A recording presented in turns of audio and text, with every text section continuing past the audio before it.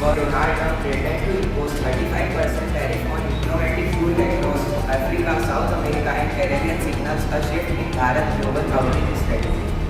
Now the national news.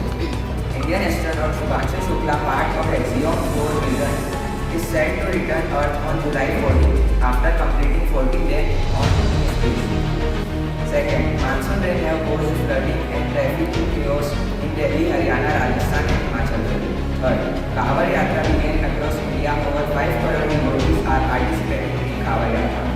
News in sports. ICC announced that Italy and Netherlands have officially qualified for the Men's T20 World Cup 2026.